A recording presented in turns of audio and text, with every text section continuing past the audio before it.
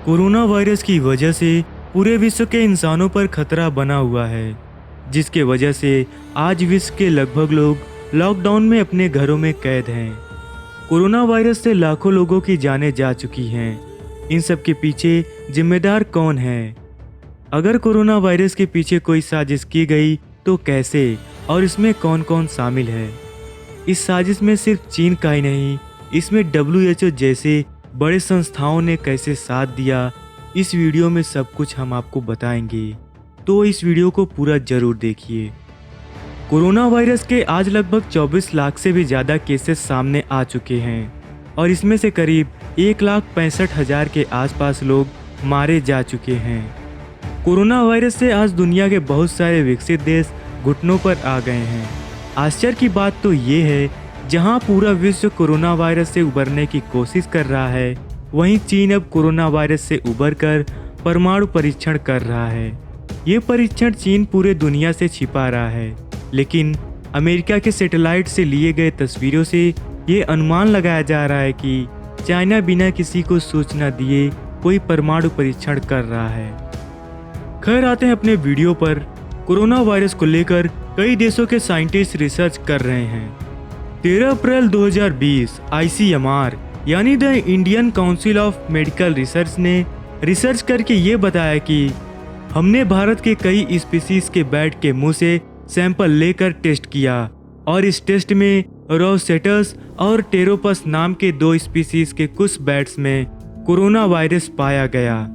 ये बैट्स केरला, हिमाचल, पुडुचेरी और तमिलनाडु से मंगाए गए थे, लेकिन इनमें corona virus novel corona virus के जैसे नहीं थे। जो कोरोना वायरस बैट्स में पाया गया वह नोवेल कोरोना वायरस से अलग है, लेकिन यह वायरस मनुष्यों को अफेक्ट नहीं करता है, मतलब इससे मनुष्यों को कोई खतरा नहीं है। बैट्स के इसमें जो इमर्जिंग इन्फेक्शियस डिसीजेस होते हैं उनके कोई विषाणु पाए जाते हैं क्या, इसका सर्वेलेंस शुरू किया था।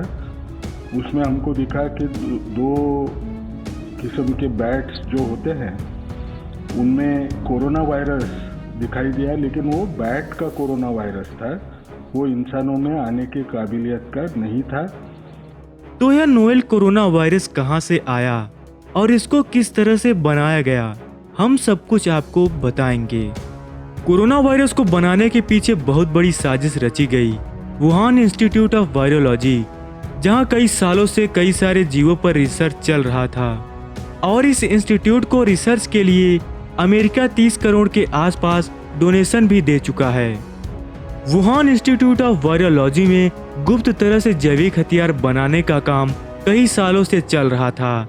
अभी साइंस इतना डेवलप नहीं है कि वह अपने तरह से नया वायरस बना सके।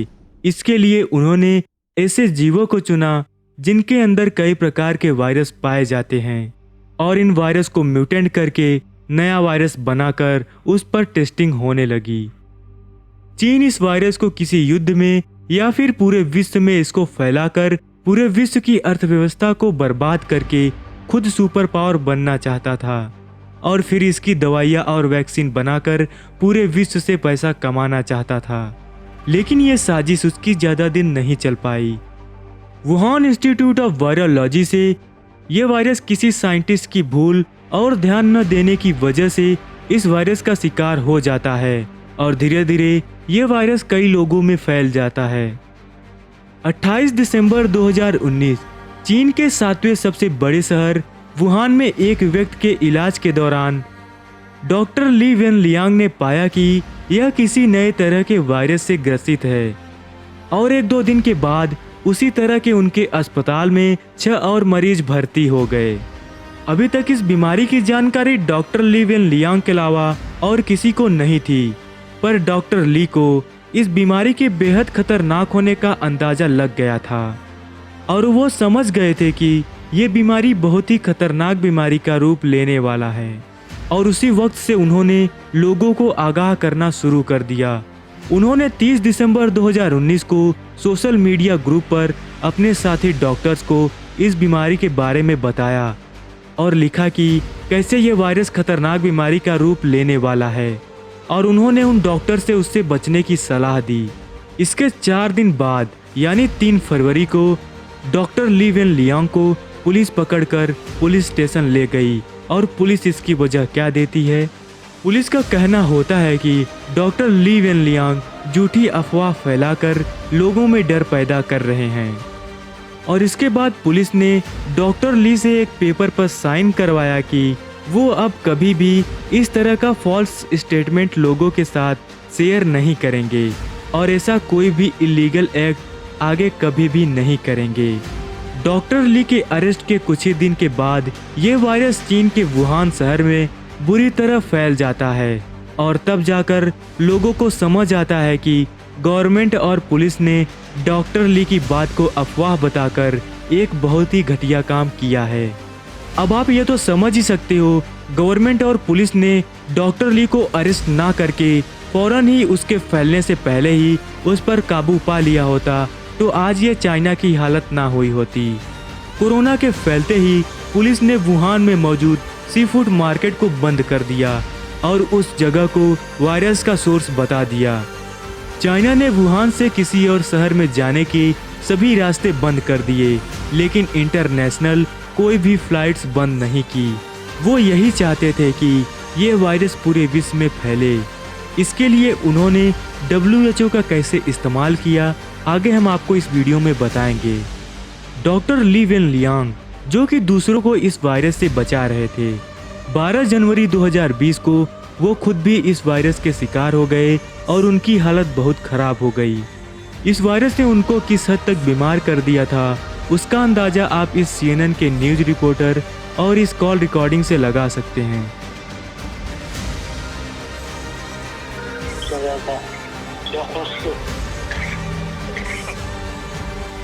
इस रिकॉर्डिंग में डॉक्टर ली सही से बोल भी नहीं पा रहे हैं क्योंकि इस बीमारी की वजह से उन्हें सांस लेने में बहुत तकलीफ हो रही थी।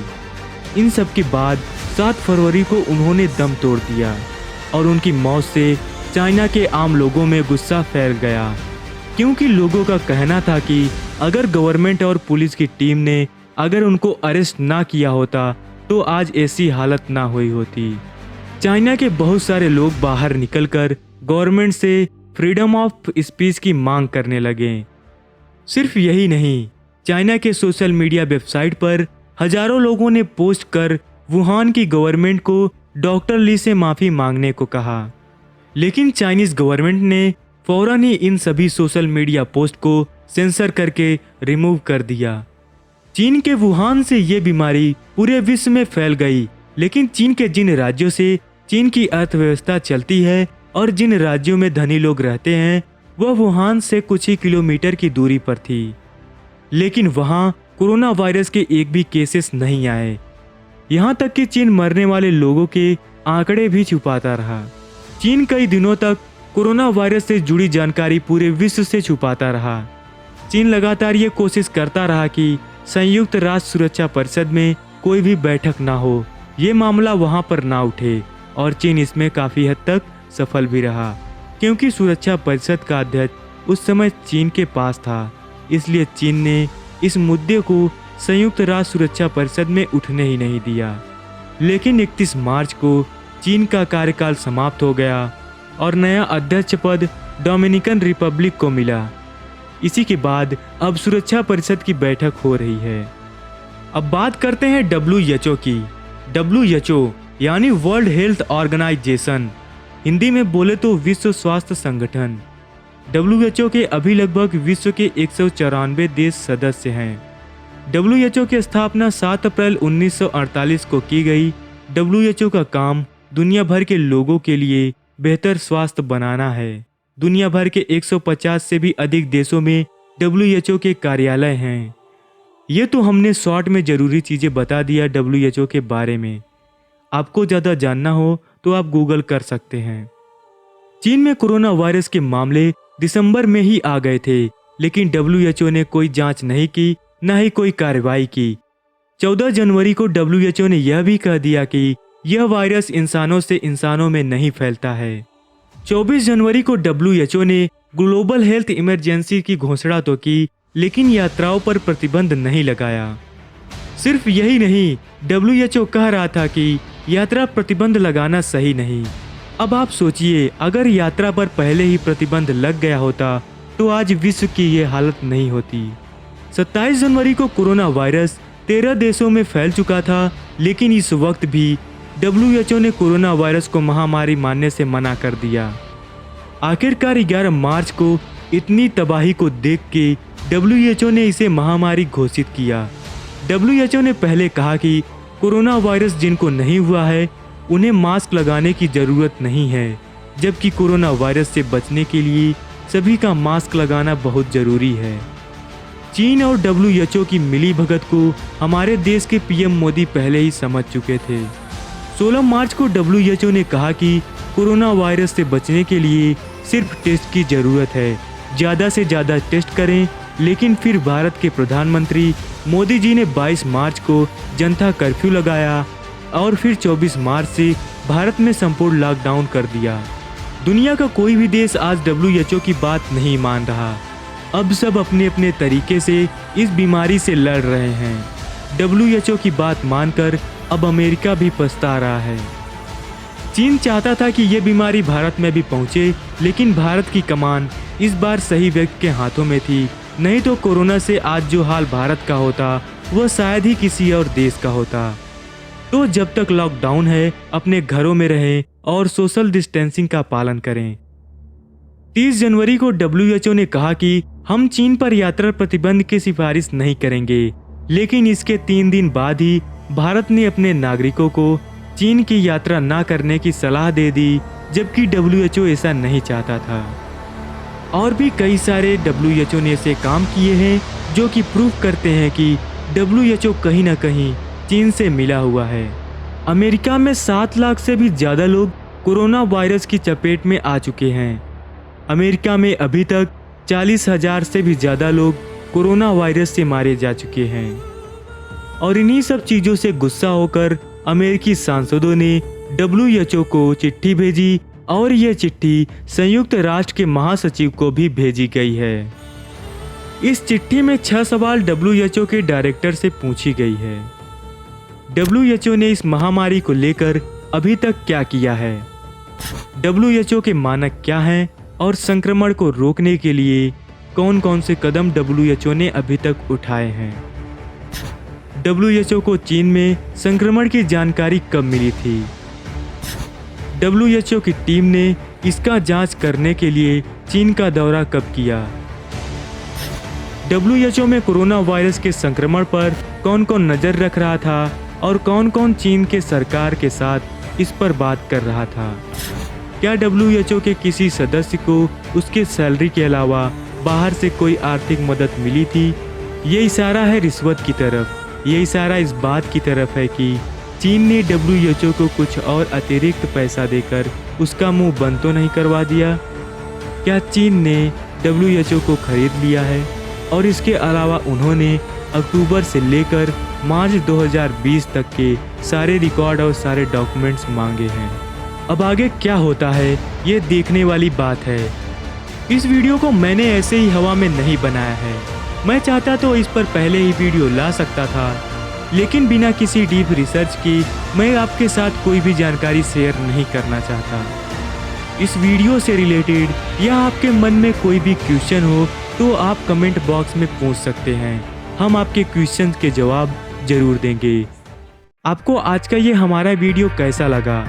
वीडियो अगर अच्छा लगा तो हमारे इस वीडियो को लाइक कीजिए और इस वीडियो को अपने सभी दोस्तों, रिश्तेदारों और ग्रुप में शेयर कीजिए। अगर आप हमारे इस चैनल पर नए हैं तो हमारे इस चैनल को सब्सक्राइब करके इस बेल आइकन को भी दबाएं, ताकि हम जब भी कोई नया वीडियो लाएं तो उसकी नोटिफिकेशन आपको सबसे पहले मिल जाए। मिलते हैं नए वीडियो में, तब तक के लिए स्टे होम, बी सेफ, जय हिंद।